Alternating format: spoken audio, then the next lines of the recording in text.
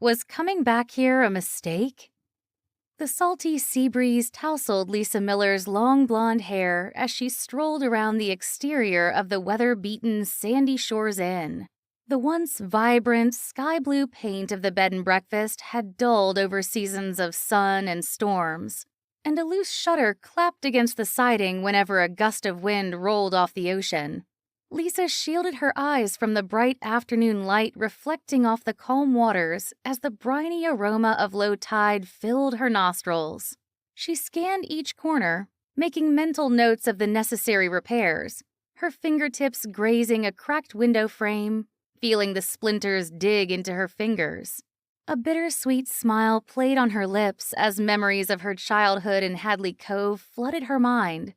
Stringing shells into wind chimes, chasing butterflies along the shoreline, and stargazing around beach bonfires under the clear Georgia night sky.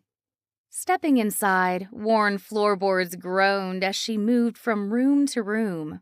Most of the place, though still functional, was aged, with water stains rippling across the ceiling, floral wallpaper peeling at the edges, and the faint, musty smell of the salt and damp rising from threadbare, moldy carpet. She swallowed hard, calculating mounting losses from the rooms she could no longer rent out. This place had seen better days. Lisa hesitated, hand pausing on the tarnished brass doorknob before she exhaled and pushed the door open to her mom's room. The sachet sweet scent of dried lavender and wisps of old books greeted her as she entered.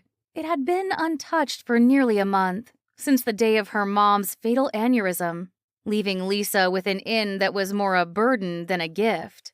She closed her eyes and breathed in the memories, savoring the faint presence of the woman who meant everything to her.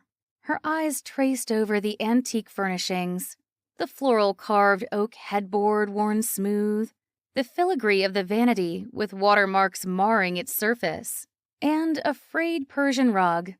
She caressed bits of her mom's life until at last she pushed aside the yellowed lace curtain, which revealed below an unsteady shelf.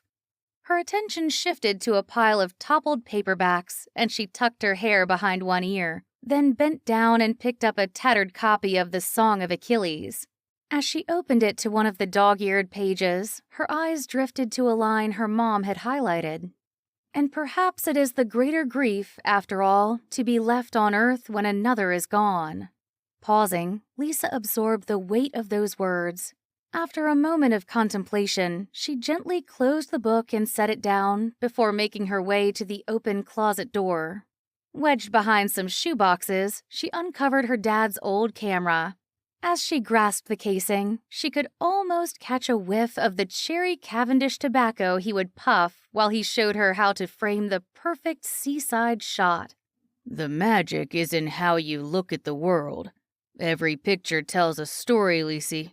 His gruff voice rumbled through her memory as she recalled peering through the viewfinder while snuggled into the bristles of his beard.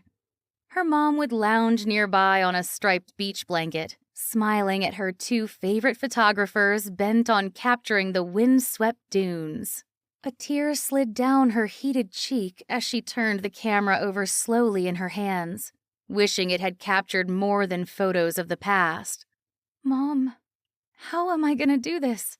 Lisa's wavering voice faded into the brisk patter of paws and jingle of a collar as Daisy bounded in with a wagging tail and playful bark. The chocolate lab's eyes sparkled as she dropped a tennis ball at Lisa's feet, looking up expectantly. Lisa managed a small smile. "All right, Daisy." She stooped down to pick up the slobbery ball. "Just one throw, okay?" She placed the camera on the desk and then tossed the ball down the hallway.